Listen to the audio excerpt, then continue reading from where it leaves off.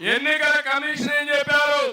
ఈ ఎన్నికలు అయ్యే వరకు వీళ్ళు ఎక్కడ కూడా ఇంటర్వ్యూన్ కాకూడదు, ఒక రాజకీయ పార్టీకి వంతలు పాడకూడదు, దూరంగా ఉండమని చెప్పారు. తమ్ముడు అక్కడి నుంచి శవ రాజకీయాలు బయలుదేరాయి. జగన్మోహన్ రెడ్డి అంటే ముసలి వాళ్ళని చంపియాలని కక్ష కట్టాడు. పండు టాకు లాంటి ముసలి వాళ్ళని వీళ్ళ కోసం నేను ఒకే మాట చెప్పాను, మీ పిల్లలు మిమ్మల్ని చూసుకోకపోయినా మీ ఇంటికి ఒక పెద్ద కొడుకుగా ఉంటా, పెద్దవాళ్ళకి అండగా ఉంటానని చెప్పాను.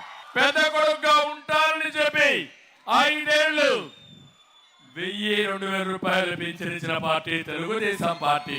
అన్నా క్యాంటీన్ పెట్టి పేదవాళ్ళందరికీ 5 రూపాయలకే పూటకు భోజనం పెట్టిన పార్టీ తెలుగుదేశం పార్టీ.